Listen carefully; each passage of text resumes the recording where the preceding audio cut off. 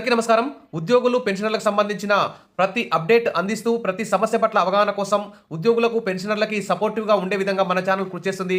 Videos మాత్రం like చేస్తూ ఉండండి. ఇంకా ఎవరైనా సబ్స్క్రైబ్ చేసుకోకపోతే వెంటనే సబ్స్క్రైబ్ చేసుకోండి. దేశవ్యాప్తంగా మరియు తెలుగు రాష్ట్రాల్లోనూ ఉద్యోగులకైతే, పెన్షనర్లకైతే అనేక సమస్యలున్నాయి. పీఆర్సీలు, పెండింగ్ డీఏలు, పెండింగ్ బిల్లులు, తర్వాత ఎంప్లాయీస్ హెల్త్ స్కీమ్ కానీ, రిటైర్మెంట్ బెనిఫిట్స్ కానీ, ఈ విధంగా అనేక సమస్యలతో ఉద్యోగులందరూ కూడా, పెన్షనర్లందరూ కూడా సతమతమవుతున్నారు. మరి కేంద్ర, రాష్ట్ర ప్రభుత్వాలు ఉద్యోగులని గాలికి వదిలేస్తున్నాయి.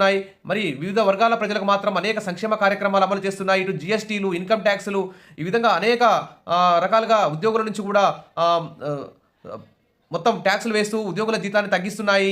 అదేవిధంగా ద్రవ్యోల్బణం భారీ ఎత్తున పెరిగింది. ఇన్ టైమ్‌లో డీఏలు ఇవ్వకపోవడం, పీఆర్సీలు ఇవ్వకపోవడం పట్ల ఉద్యోగులైతే చాలా అసంతృప్తిగా ఉన్నారు. మరి ఇటీవల కేంద్ర ప్రభుత్వం అయితే ఇన్కమ్ ట్యాక్స్ అయితే కొంచెం కొంతవరకు తగ్గించి ఉద్యోగులకు కొంచెం ఉపశమనం అయితే కలిగించింది.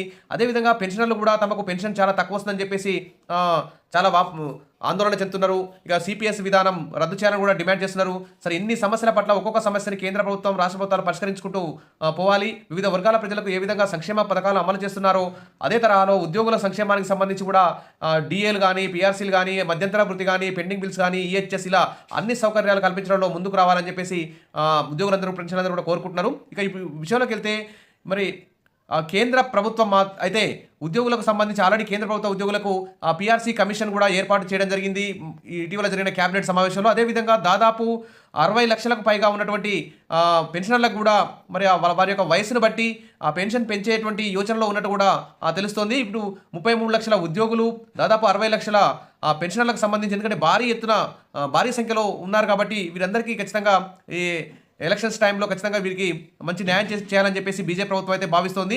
ఇటీవల మరి ఢిల్లీలో కూడా భారీగా సీట్లు గెలవడానికి కారణం కూడా ఉద్యోగులకు సంబంధించి పీఆర్సీ ఏర్పాటు చేయడం, వారి సమస్యలు పరిష్కరించడమే అని చెప్పుకోవచ్చు. ఇక్కడ చూస్తే కేంద్ర ప్రభుత్వ పెన్షనర్లకు శుభవార్త.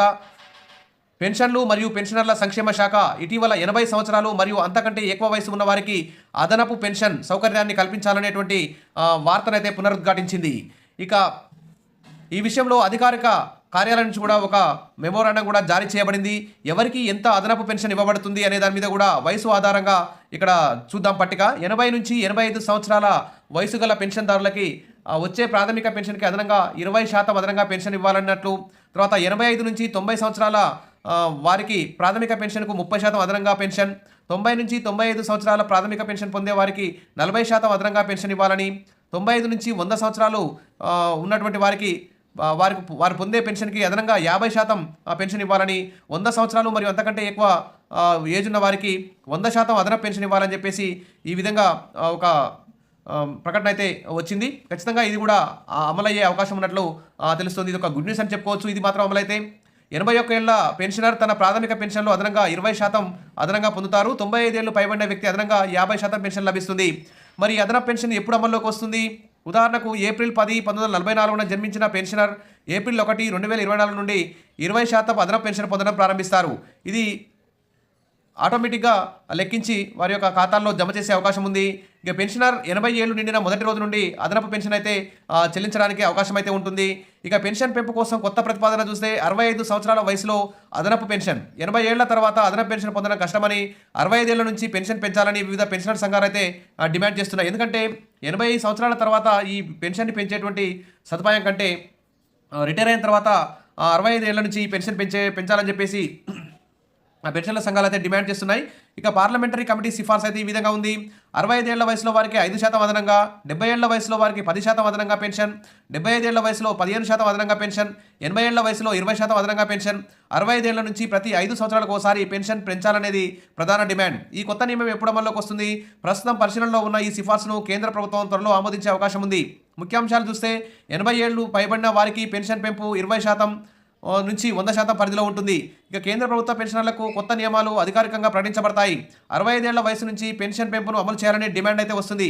ఈ పెన్షన్ పెంపు వృద్ధులకు ఆర్థిక భద్రత కల్పించడంలో ఎంతో ప్రయోజనకారిగా ఉంటుందని చెప్పేసి చెప్తున్నారు. మరి 65 ఏళ్ల నుంచే ఈ అదనపు పెన్షన్ ఇవ్వాలని చెప్పేసి చెప్తున్నారు. ఇక్కడ పార్లమెంటరీ కమిటీ అయితే 65 ఏళ్ల నుంచి 5% అదనంగా మంజూరు చేయాలని చెప్తుంది. సరే, ఏ విషయమైనా ఈ త్వరలో దీనికి సంబంధించి ఒక క్లారిటీ వచ్చే అవకాశం ఉంది. బడ్జెట్ సమావేశాలు త్వరలో జరగబోతున్నాయి కాబట్టి ఖచ్చితంగా దీనికి సంబంధించి పెన్షన్లకు గుడ్ న్యూస్ రావాలని చెప్పేసి కోరుకుందాం. ఇక 33 లక్షల కేంద్ర ప్రభుత్వ ఉద్యోగులు మరియు అదనంగా 66 లక్షల మంది కేంద్ర ప్రభుత్వ పెన్షన్లకు కూడా ఇది లాభదాయకంగా ఉండే అవకాశం ఉంది. అదేవిధంగా మరి కేంద్ర ప్రభుత్వాన్ని అనుసరించి రాష్ట్ర ప్రభుత్వ ఉద్యోగులకు కూడా ఇలాంటి సౌకర్యం కల్పించాలని చెప్పేసి రాష్ట్ర ప్రభుత్వ ఉద్యోగులు కూడా డిమాండ్ చేస్తున్నారు. Wish all the best. మరిన్ని అప్డేట్స్ కోసం మన ఛానల్ని ఫాలో అవుతుండండి. వీడియోస్ అయితే లైక్ చేసి ఉండండి. Thank you.